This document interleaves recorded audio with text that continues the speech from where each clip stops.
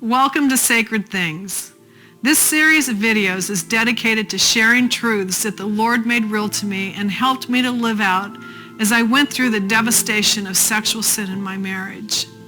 I call them sacred because they came to me as I cried out to God for the wisdom I so greatly needed during that difficult time. My desire is that you will find hope, direction, practical answers, and spiritual insight into how to deal with and live with a man addicted to sexual sin.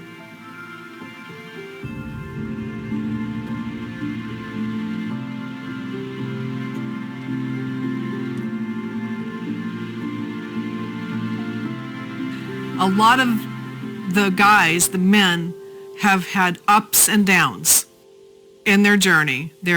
They do good for a while and they crash. They do good for a while and they crash. That dynamic could definitely cause a woman to feel like I'm never going to be able to actually be free. And fear is one of the undealt with issues that a lot of wives carry around in life. You know, it's funny because in my own life, I think probably over the last year and a half have realized just how much fear plays a part in my own life. Yeah. And I remember thinking, what do I do about this? Because you feel almost helpless. Mm-hmm. Like, I can't do anything about this. And one day, I felt like the Lord spoke to me and said, Nate, this is no different than lust. Yeah. What happens when you have a lustful feeling? Mm-hmm. You kill it. Mm-hmm. So what happens when you have fear? You kill it. Yeah, you replace it. You put something else there. So what is that something else for a wife? Well, what is fear? Fear is fear. Fear, you're afraid of something. So what you need instead of fear is faith or trust, because that is like the counterpart to fear is to trust or to have faith. And this, again, is the process that every Christian goes through in every aspect of life. Something has to replace what's natural to you. Something has to replace your natural tendencies and bent. Okay. And that is faith in the Lord. This love relationship that we have with God. The koinonia that we have with God changes us. That's why we tell everybody you have to have a time with God every day, or what I'm talking about will not happen. Mm-hmm. There has to be this union and this communion and this fellowship with the Lord. He is the source of you overcoming lust, of a wife overcoming fear, overcoming fear of the future, fear of losing everything. Jesus has to be the thing that is in place of her fears. He has to be that. Nothing else is going to come along that is going to give you what you're looking for. You're not even going to get what you're looking for in your husband if your husband were perfect. I have as near perfect a marriage as I could ask for. My hope ain't hanging there because I am human. I am fallen.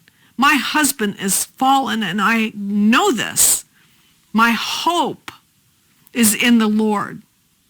Christians have, in this culture,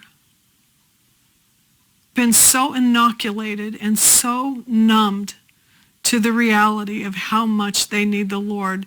They think of God as a sugar daddy, and that he is there to fix all my problems, all my woes, give me all the stuff I need. And they have you know what, to be honest with you, he is a big disappointment to so many Christians because he's not satisfying that. He's not giving them what they want. Yeah, he's not satisfying that thing that they think he's supposed to do. And he has lost his rightful place in the hearts and minds of a lot of believers.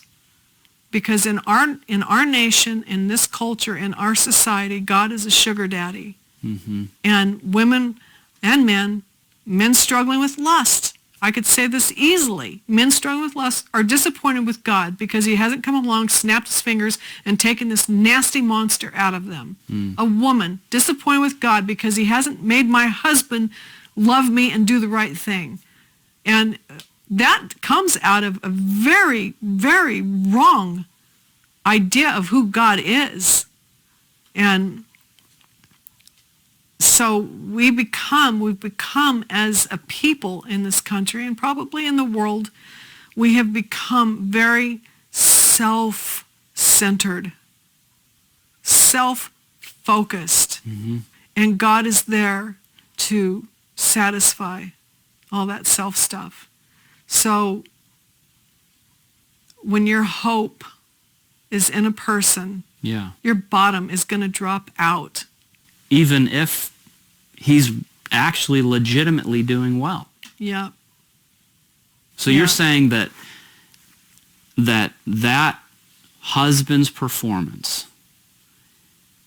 there is no level that he can attain that can satisfy the attitude and the spirit that you're talking about if a wife is just given over to fear or anger or bitterness or whatever. Those things have to be dealt with. I had to deal with my issues long after Steve got his heart right with God, long after he was doing the right thing. I had to deal with me and the stuff that was in me, because it doesn't just go away just because he started doing the right thing. That was me. That's who I am. That's who I was. That is what was coming out of me.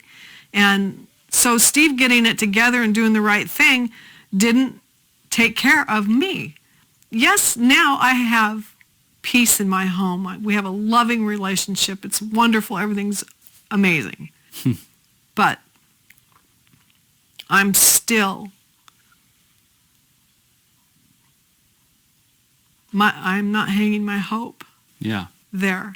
My hope is in the Lord, and it always will be. And I'll tell you something else, especially I want to say this to younger women. You don't realize it now, but in 10, 20, or 30 years, you're going to realize how much time you blew by waiting for him to get it together so you can have your happiness.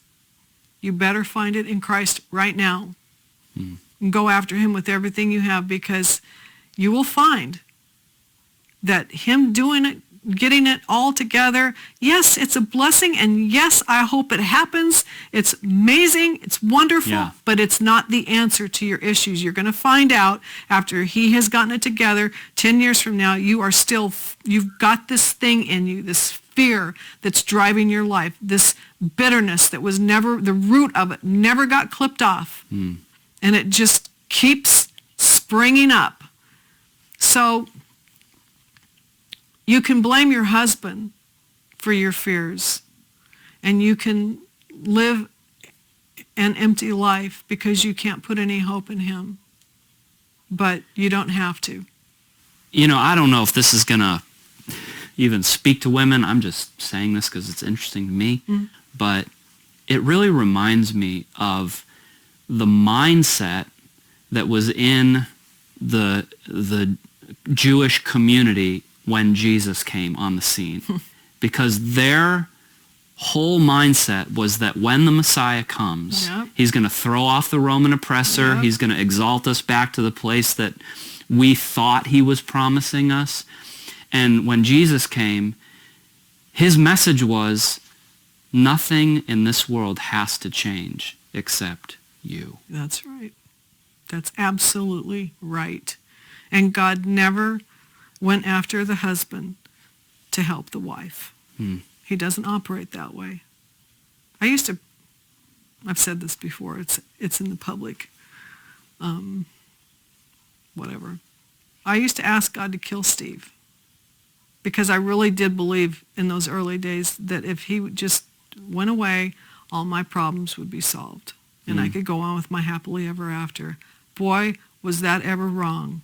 That was really, really wrong. Now, I know that there are lots of women who were gotten stinky marriages, got divorced, and went on to marry and lived the happily ever after.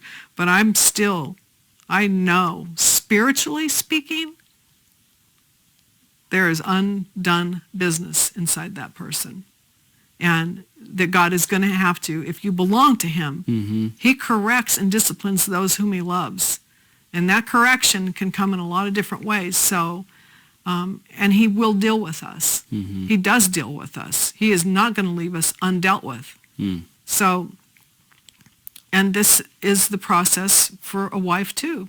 Even though she is a victim, she has to deal with her stuff. Yeah. And get her hope and her eyes in the right place. That's right. And I'll tell you something, doing that, man, you can go through anything when your hope is in the Lord. You really can. You can go through anything. You can handle stuff.